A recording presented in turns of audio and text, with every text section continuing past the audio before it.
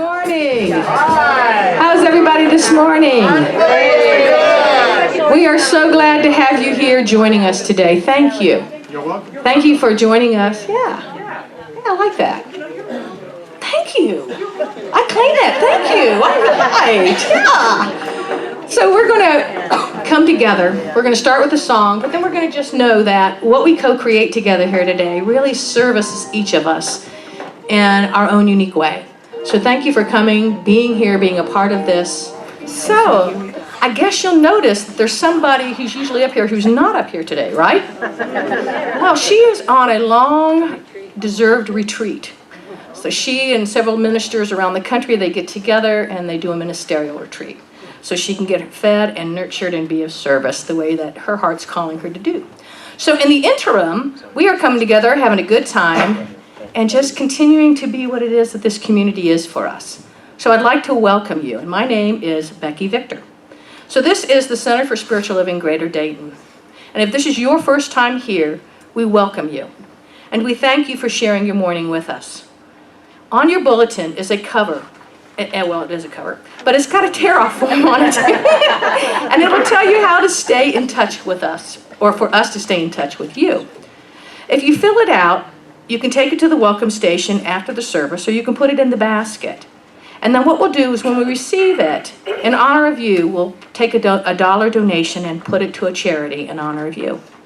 So today is Family Sunday, and we're excited to actually have our youth here in the service with us. Typically they go in the back and they have a really good time just being together with their peers and just connecting in a way that's most meaningful for them. But what's really important for us is to have them here now, because they're the part of the whole, aren't they? Right? So what they bring and who they are matters. The language they use, the hearts they speak from. So we're very grateful to have all of you here today. So thank you. Now, what we're going to do is actually do our special music. So this particular song we're going to start with is called Unsteady. We're not going to sing You Are this morning. Oh, no, because it's Family Sunday. All right, fellas. The guys are like, hey, we'll put that aside. Get ready for the next one. So typically we do sing a song to sing them out, but they're with us here. So we're acknowledging that who and what they are and who and what we are, right? Because we're part of one community and how important that is for all of us. Yeah. So we are going to now move into our candle lighting. So I'd like to ask Kayla and Sarah to come on up, please, and do our candle lighting for us.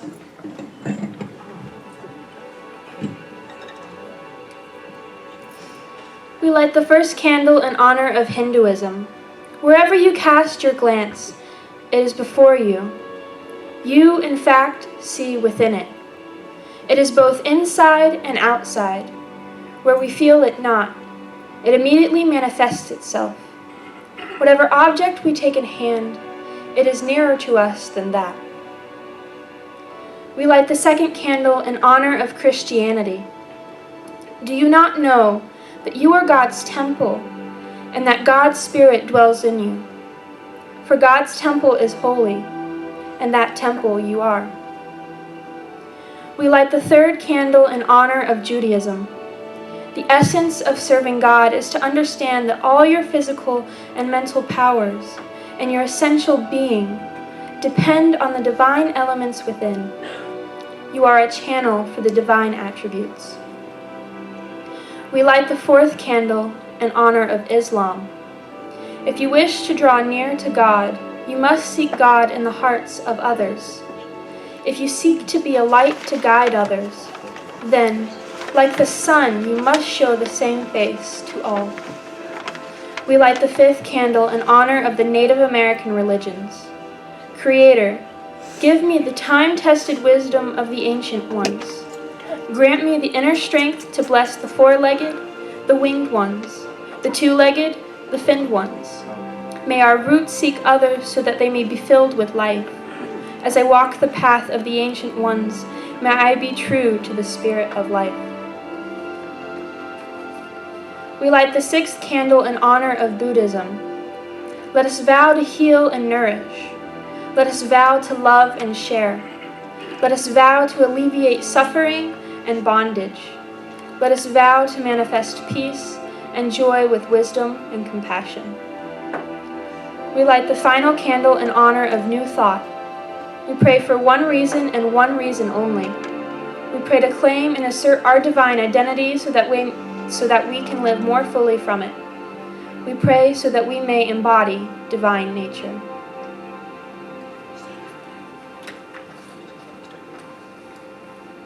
Okay, come on up here. I'm actually going to start it right away. So go ahead and read this. We're going to go into now our reading and our prayer. Today's reading is from a poem called Slaying Dragons by Rochelle E. Goodrich. The world seems to want us to be sad and angry because bad things frequently happen. But I say we should feel the opposite. We should be happy and cheerful because good things happen. We should be delighted to see the sun rise and stars glow and rainbows color stormy skies.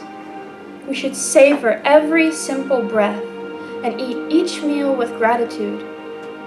We should slumber in sweet dreams and relish moments of laughter and love. We should take more notice of the joys and kindnesses that do exist, still dictating the actions of millions of good people all over the world.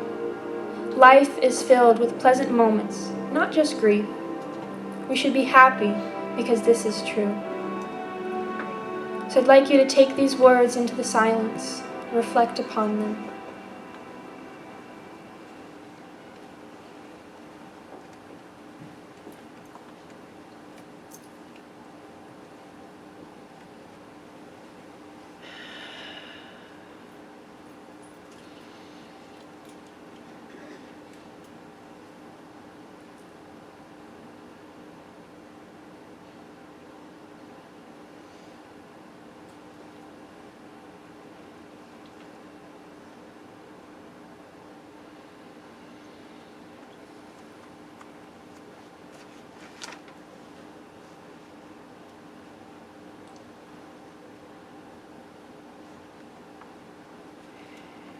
And centered here, right now, in this beautiful, sacred moment of love.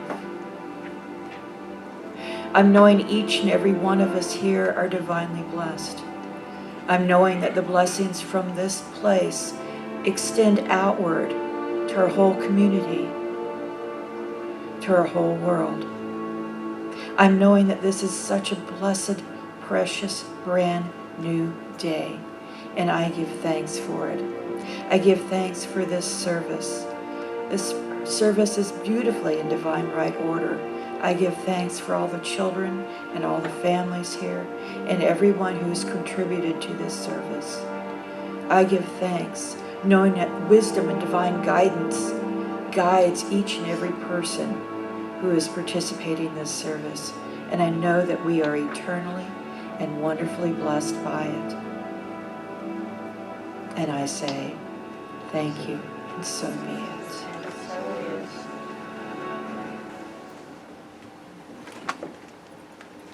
Okay, thank you, Elsa. Thank you. Hello. Thank you, Ken. Sarah, thank you. Kayla, thank you. Enza, thank you. Great music, Kenny, thank you. Gratitude is an awesome thing. So today we're going to be talking about joy. But before we actually get into joy, I wanted to take a look at the reading and see how it draws us to an awareness that the life we experience is a life of choice. Because it's a life based on perception. And the only person who has the ability to perceive through our eyes is who? Us. So the joy that we seek is the joy that's truly a part of who we are. But until we're willing and ready to see it, then it's going to stay out there. Even though it's part of us, because our vision isn't in here, it's out there. So as we learn how to turn our eyesight and our perspective inward, then we'll begin to be able to honor and experience the joy that is truly a natural part of who we are. So to begin this and to help demonstrate or illustrate what I'm talking about, I've actually copied, there is a rectangular piece of paper in your bulletin. And if you didn't get a bulletin and you need an actual one of these, please raise your hand because we want to make sure everyone has one. Okay, Kayla needs one. Do we have extras that we can pass out? No, but I want everyone to have one. You have two? Thank you, Carl. So Carl, would you give Kayla one? Kenny, I want you to have one too. Everybody got one? Okay. Here.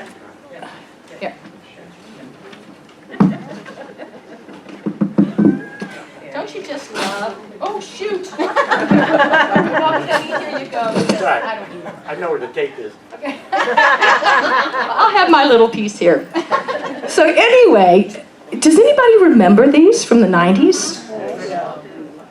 It's called Magic Eye. It's from a company named Magic Eye. And Magic Eye is a company that has created these types of pictures. And when we look at this picture, what do we see? You see a bunch of stars, don't you? A lot of different colors, yellow, red, blue, white, gray. There's black in there. And at the top, you're going to see two little red squares. Now, they're telling us, when we look at this picture, that they've hidden an image inside of there. Not only have they hidden an image, but they've hidden a 3D image. Now, how many of you can see that looking at that? Looking directly at the picture. How many of you can see it just looking at the picture? If you can't, it's because they say there's a special way to see it. There's something that you have to do to slightly shift your perspective in order to see it. This came out in the 1950s, this type of work, because it was related to depth perception. Now, people who have trouble with their eyes tracking together or working together may have difficulty seeing this. So know that that's okay. There are other things that we can do to show you the point I'm making. And I'll show you that in a minute. But anyway, on this, they're saying there's a hidden image, but there's a way to see it. Now, some of you have already seen it. But how many are you willing to believe that there actually is something hidden in this piece of paper? Are you willing to believe it? All right. You ready to try to follow some directions? Okay. So here's how they do it. I want you to listen first, and then I want you to practice it. So what they have said simply is this. Make sure that you place your focus on the wall or something in front of you. Okay? So you don't want to look at the picture directly. You want to maybe look up here to this wall if you're looking up this direction. If you're this way, you want to look at this wall. Look off in the distance. Then what they tell you to do is raise it up and bring it to your nose. So your nose is almost like in the center. Now you're going to notice when you do that, you still have those two little squares.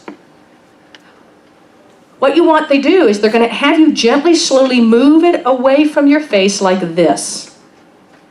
But what's going to happen is that those two squares are going to start to look like 3. And the moment they look like 3 is the moment they tell you to stop. And just be present. Don't look at it. Continue looking beyond. Continue looking beyond. You want to look as if you're looking through beyond the paper. You don't want to look directly at it. So when you're looking at it, it's kind of fuzzy. I see it. So as you pull it off and you hit 3 squares, pause, and just rest for a minute there. And then all of a sudden, you should start seeing something start to appear. Now, oftentimes what we do is when those things start to appear, we go back trying to see it by looking directly at the picture. Oh my God, look, it's popping out. Oh, it's gone. And you're like, dang, I thought I saw something. So again, it's taking that opportunity, you look. Again, you're not looking at the paper, you're looking beyond the paper. And as you do and pull it away and you hit those 3 squares, you pause. You're not going to see the picture clear. It's not going to, if you can see the lines of that picture and they're clear, you're looking at it wrong. You're looking at it. You want to look beyond it. Does anybody have any luck seeing it? Yes. Okay. All right. If anybody's struggling, know it's okay. It practiced. It took me quite a while before I could practice because I tried every which way to do what they were telling me to do. And I couldn't quite get it. And I was getting frustrated, and the more frustrated I got, the less I was able to see it. Because in the back of my mind, suddenly I was telling myself, I got to see it like everybody else has got to see it. I got to see it because if I, and then all of a sudden, my mind in the back is focusing on the fact that I'm not seeing it. And because it's focusing on the fact that I'm not seeing it, guess what? I'm not seeing it. So it's to come at it with kind of fun. Just look off in the distance. And you raise it up, and you bring it as you're looking off in the distance, and it'll pop out. But what happens is the very first time we do something like this, it's not easy. It's something that really is not necessarily an easy thing for us to do. It may take a while before all of a sudden it pops out at us and we're like, ooh, there it is. But in the interim, we can get frustrated, mad, toss it aside. Oh, this is crazy, this is stupid. I can't see it. And it may be that there's a reason that, because again, we talked about the eyes tracking together. So that may be a component of it. But when we begin to see it, then all of a sudden, the next time we do it, we see it easier. It pops forward a little easier. And the more we practice that perspective, the easier it gets. So for those of you who have seen it, what did you find? What popped out at you? What was the hidden image? Saturn. Saturn. Here's what it looks like. But it pops out and it has the little squares and the stars. It's not this color, but it actually has this image. So play with it. If you don't get it right off, that's okay. This is just something to play with. Now, for those of you who struggle with that, here's another way to do it that might be just as fun. What I want you to do is I want you to take your hands and I want you to lift them up so that they're like this. I'm going to use my microphone here. Hold on. And let's stand it. Okay, good. Here's another way. Bring your arms up in front of you and look at your fingertips. Look directly at them. As you're bringing your fingertips together, just note what you see. What do you see when you bring your fingertips together, looking at them? You see your two fingers, right? All right. There it is. It is real. And nobody can deny that you're seeing two fingers. Right? They can say, oh no, this is reality to me. Come on now, I'm seeing two fingers. Don't tell me there's anything else. Now, here's something I want you to do. Next time, rather than look at the fingers as you bring them up, look beyond into the distance. Where you're still conscious of your fingers there, but look beyond. And then bring your fingers together and tell me what you see. What happens? You see a mini hot dog? Can you move your fingers and the hot dog wiggles? What was the difference? There were still two fingers there. What was the difference? We could see it because what? What did you do? Right, but then you looked off in the distance, and where was your focus? It was out there. It was in a different place. So because your focus was in a different place, you could see something that you couldn't see before. This reading speaks to that, because in this reading, it talks about the fact that we can see the misery of the world. We can see the lack. We can see the struggle, and we can focus on it. It's there. But there's also something else that is there. That's far greater than the misery, far greater than the struggle, far greater than the lack. And that there is a truth there that rests as the very part of who and what we are. But we haven't had a lot of practice seeing it. But there's something inside of us that's calling us to it, or we wouldn't be in these chairs. There is something within each person that steps into their spiritual home, whatever practice it may be, they're stepping into it because they know there's something more. They may not have had a lot of practice at what that looks like or how to engage it so they can truly live from it fully. But there's something, and there's something that we all recognize, is it not? Is that why you come here? So you recognize that. And because you recognize that, it calls for us to see differently, to shift our perception. Oftentimes, their perception is in the pain, and this isn't to negate that. It's real. It's the experience that we're having. But it's also to realize that even in this experience, there is a truth that is constant, that does not change, simply because our human experience vacillates. That is the nature of the source of our life. And when we're looking at science of mind, that's one of the things that we talk about. That the creator of that which is all that is, that has all kinds of names, that you heard it when we were doing the candles, so the girls did the candles so beautifully. There's all kinds of names and ways we tap into it, we touch it, we experience, and yet, it is what it is. It is not changed by the human condition. It is love. It is peace that they've talked about for centuries. It is patience, it is kindness, it is beauty, it is wisdom, it is courage, it is strength, it is power, it is creativity, it is prosperity. It is. And it does not cease to be because we're not able to see it at this point. But something inside us knows it's there, right? There's something there. It's how do we learn to tap into it? How do we learn to shift our perspective so that we can see it? And that's what joy provides for us. Joy is a gift. It's that gift that enables us to experience the presence of spirit in the human condition. All right? And to realize that really, even in the human condition, all there truly is God. Because that's what we talk about in this community. God is all there is. Whether we give it the name God, Spirit, Divine One, Infinite Mind, doesn't matter. Source. Okay? It is. And because it is, all that is, everywhere present, right? All knowing, all of that, that simply when it created, what did it create from?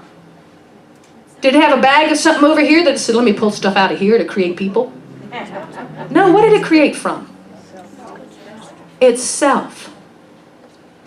So what does that mean? Is it stood forth and said, I want to see these people. Boom. What are we made of? God stuff. God DNA. Source. Divine energy. Essence. That's who we are. But it's so easy to forget it because the conditions of our lives often can be tricky, can't they? We are so powerful in our capacity to create that the world that we have created is more real than the truth. And that's okay. It's not oh, that's terrible. It's just recognizing it. Oh, wow, we are pretty good creators, aren't we? We've created something that is so real that it makes it difficult to see the divinity. But yet that divinity, I'm telling you now, for each of us has not disappeared. It is not lessened. It is not diminished. It's present. And it's present, and you know it's present because the things that you put forth in your mind, as they come forth, that's the indication that it's working. Because it's saying yes. That's all it is there to do. And so when we step forward and saying, my life sucks, okay, here you go. There's no judgment around it. There's no, hey, are you thinking twice about this? Yeah, no, this is all right. Because we are the divine creators.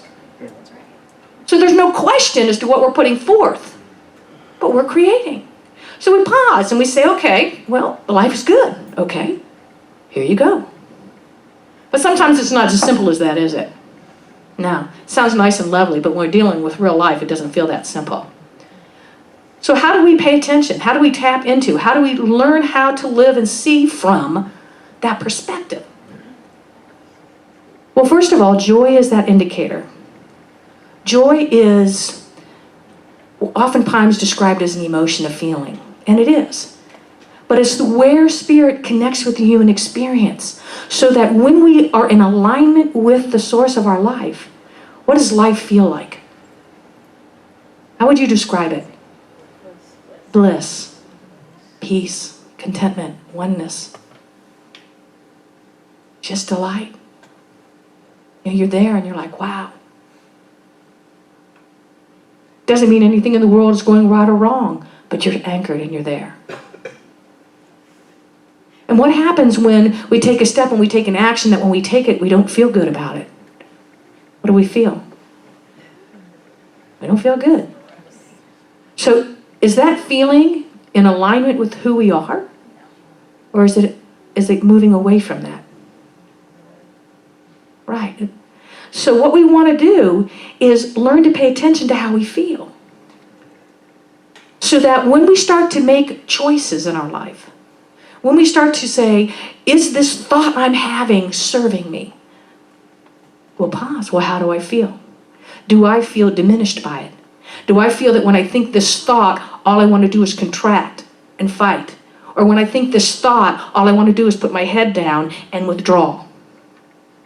Or when I think this thought, it's the smart thing to think because, when you look at the world, it's logical, but it doesn't feel good.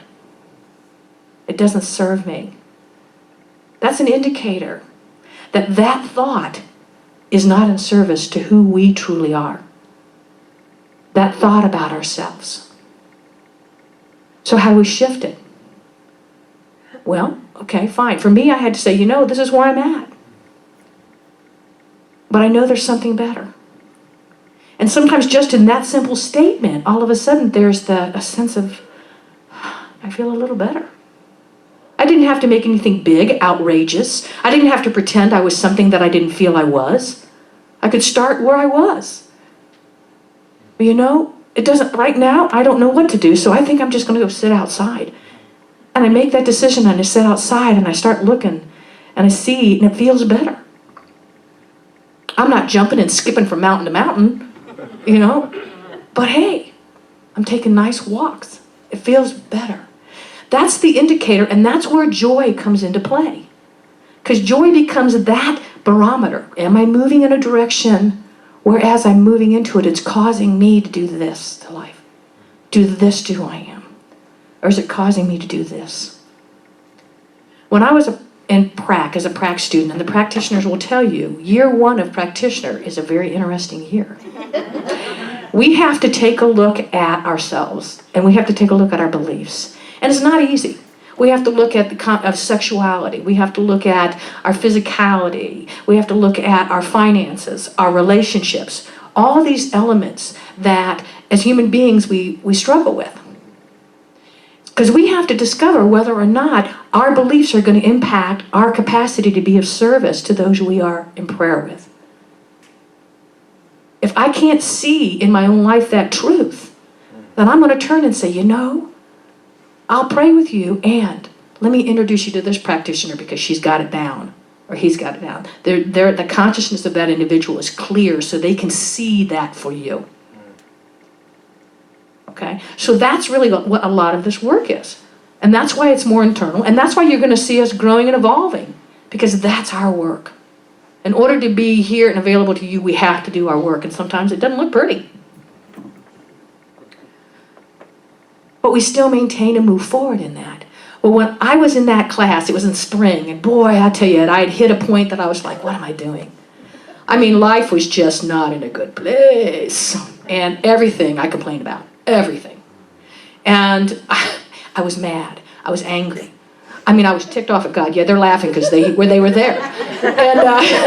And so I was angry and I was mad and I was, obstinate about how I felt. And I had my story, and I went in and I spoke to Reverend Eunice and sat down for a session, and I spewed like I was Linda Blair on The Exorcist. And I'm telling you, she sat in that little chair and she just listened to it.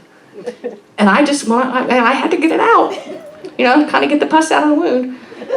And so I said, all right. And she looks at me, she says, so, how long do you want to hang on to that story? And I looked at her, and I was almost indignant. Can't you see how much I'm suffering? I mean, really, and it was painful. And then she's like, Becky, it is a story. It doesn't mean it's not real. It doesn't mean it hasn't been your experience, but it's not your truth. It is a story that because of conditions you've chosen to practice. And you practice it by keeping telling me about it.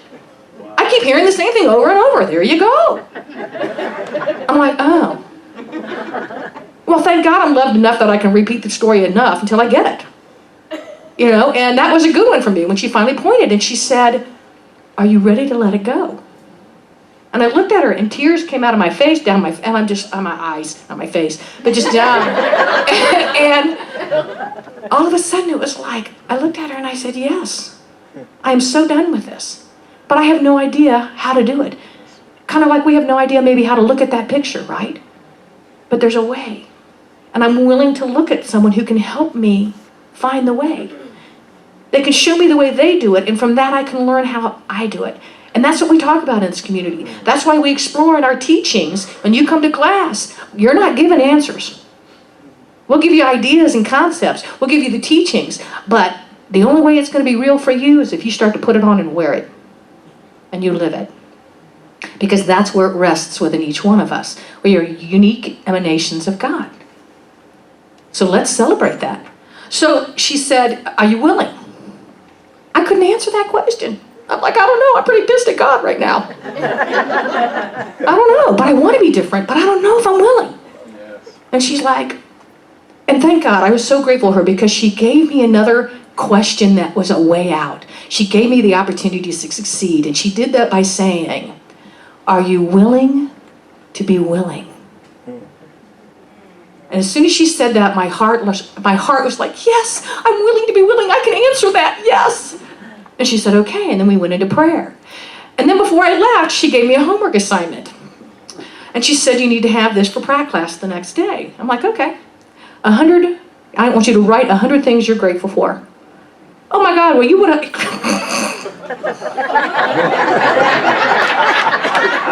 I mean, I looked at her, 100 things to be thankful for? Oh my God.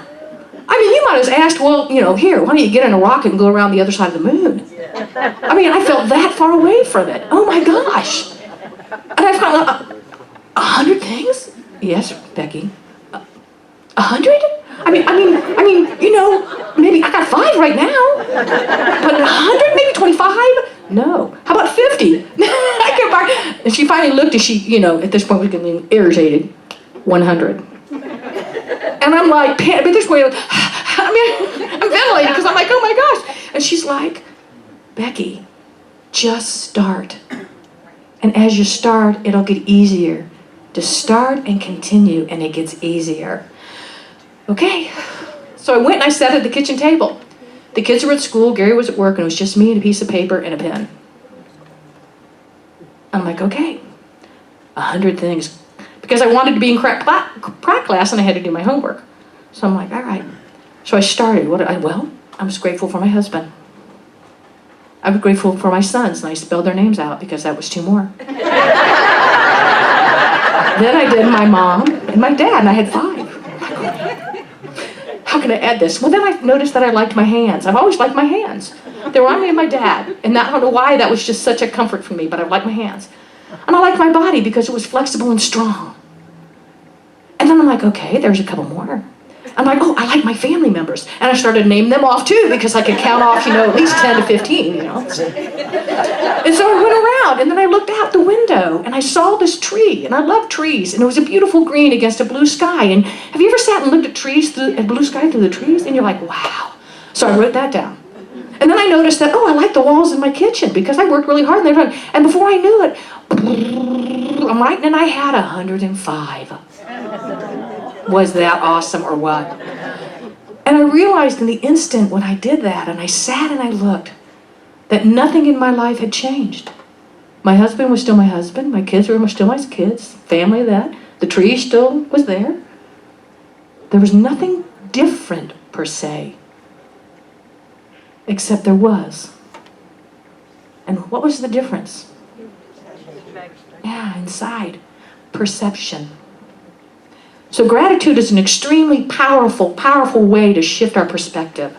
So when we're in a space of pain, and when we're in a space that the last thing we want to do is to show gratitude, show it. Write it for yourself. Because what it does is it elevates our energy. And in elevating our energy, it really helps to uplift not only our spiritual, but our body.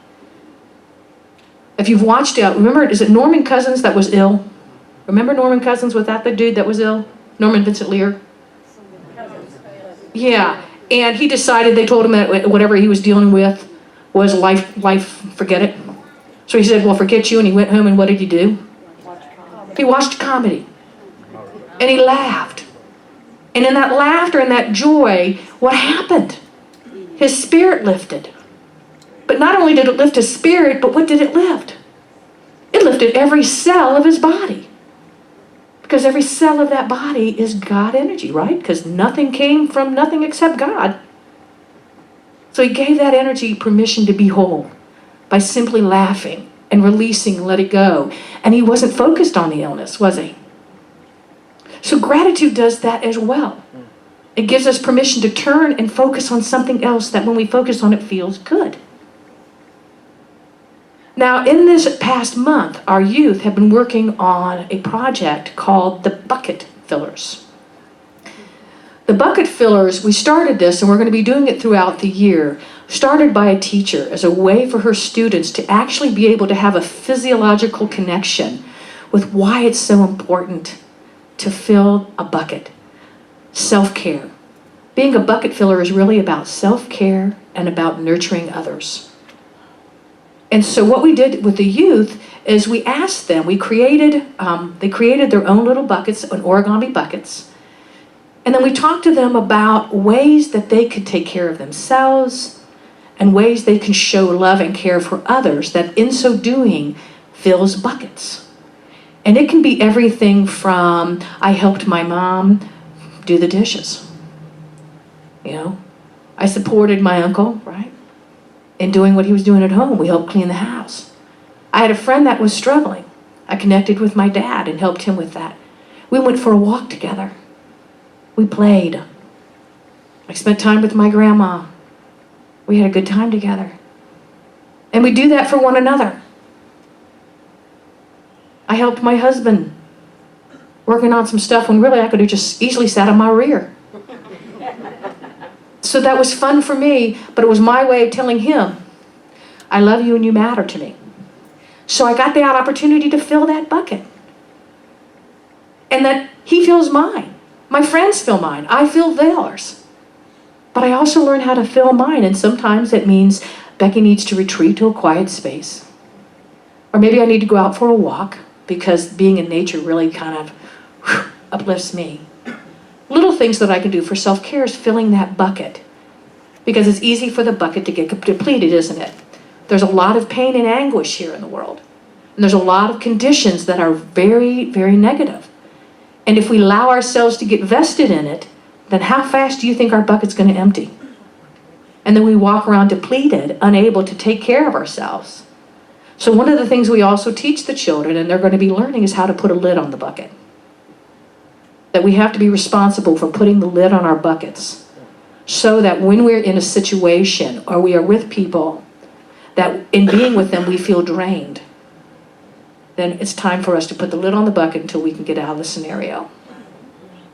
To honor that. Not to negate wherever we're at. It's not about a judgment as much as it's about being aware again. Is this feeling good? Or is this feeling bad? Because our joy is that space where we can go back to remember the truth of who we are. So what we wanted to do is invite you to join us to be bucket fillers. Would you like to do that? All right, in your bulletins, you'll see a heart and you'll see a star. We'd like everybody to fill them out. So make sure everybody gets a heart and a star. And if not, we have extras that we can pass them out. Is mine over there? You know, I'm not certain actually. Everybody get in? Does anybody need a heart and a star? Anybody need pens? No, take it, that's fine. Okay, you need pens? Raise your hand if you need pens. Anybody need a heart and a star? Okay. Make sure everybody fills them out.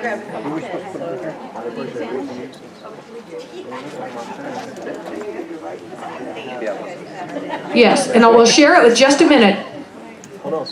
What this is going to be about is we're going to ask that.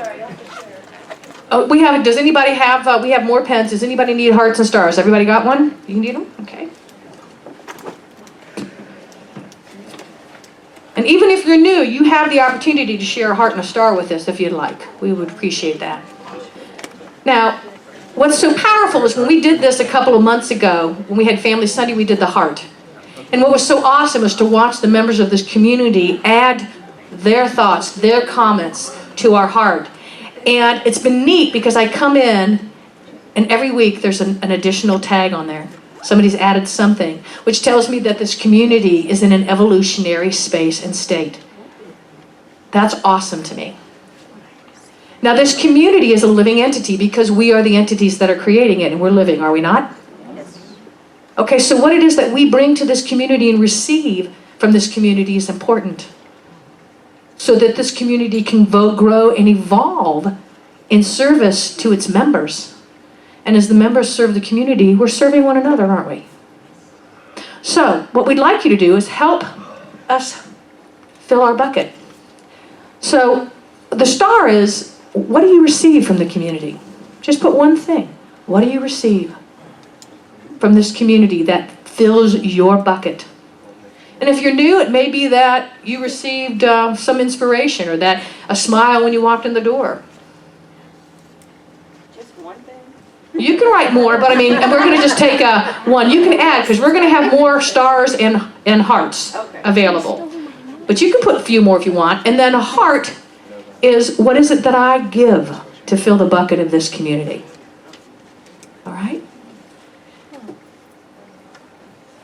Did you get one? Okay. Oh, so what I'd like to do is have the youth who have the collection baskets to please go get them and gather the hearts and the stars from everybody.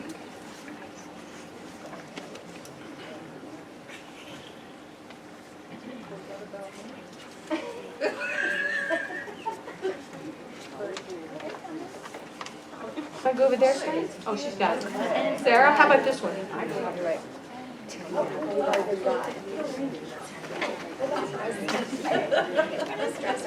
And so as you're finishing these and they're coming together, remember that joy is that anchor in us that helps us to remember who we are.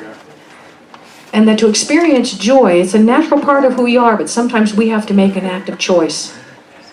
And we do that by shifting our perspective just enough so that instead of seeing the things that bring us pain, we allow ourselves to see the things that bring joy. And in the process of seeing that joy, that uplifting shifts the energy so that that which is painful is less. And then when we come up, we'll have them dump it in and we'll move into a prayer.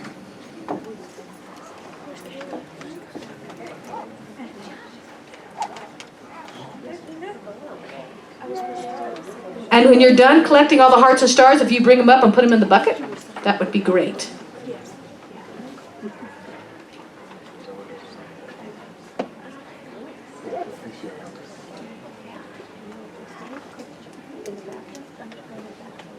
So, did everybody see the hot dog? Okay. Isn't that much easier to see than the stars? But it's pretty cool when that sucker actually starts to jump out at you. You're like, oh my God, I can see it. That's how I feel sometimes in my spiritual journey. Oh my gosh, I can see it. I can feel it. Really, isn't it? It's like, oh, so that's what it is.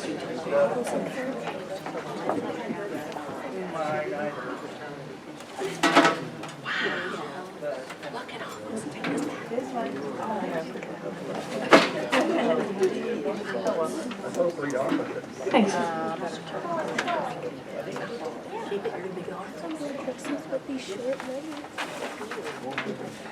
And so, let's move into prayer and let's celebrate our community. As we step into this, we take a moment just to anchor ourselves within ourselves of the knowingness, at whatever level we are knowing, that there is something very true, very beautiful, very real about who it is that we are. We know that there is something that we have come from. And through the course of time, it has been shared that this is beautiful. It is love, it is peace, it is joy, it is prosperity, opulence, creativity, wholeness. And there's something inside of us that says, you know, maybe that's right. Even amidst all the stuff that's going on in our lives, there's something that's calling to us to a greater awareness and understanding and experience of who we are. And so we rest in that calling because it feels pretty good. Even though the mind may come up with 1,000 reasons why we shouldn't, thank you so much to the mind. We turn back to the heart, to that sacred space in ourselves, acknowledging that there is only one life and one source. And that source gave of itself into creation,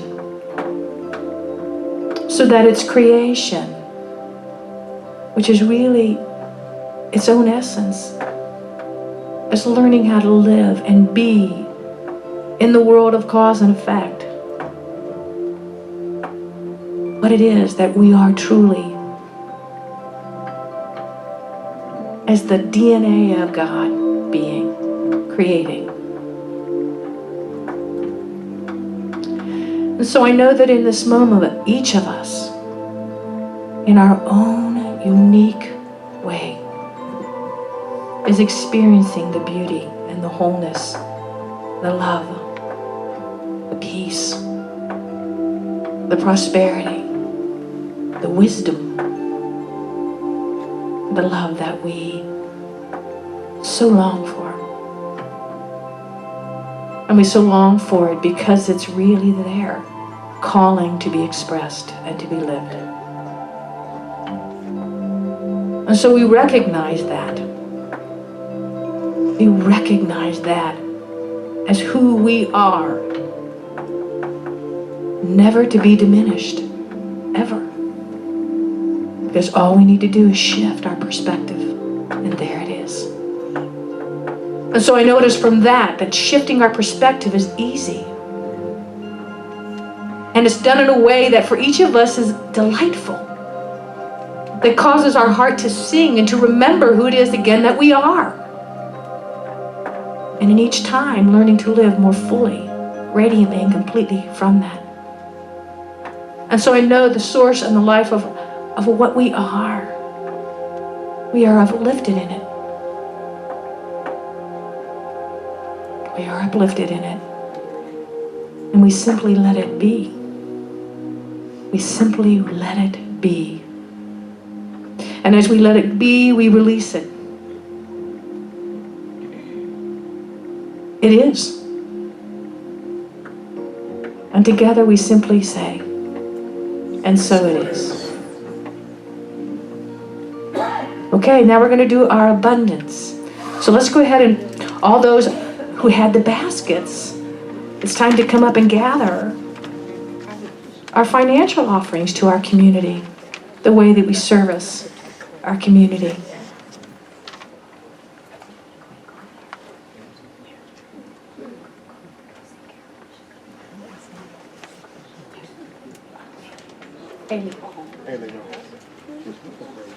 Okay, so they're going to be walking around, but before they do, we're going to do a little prayer, right?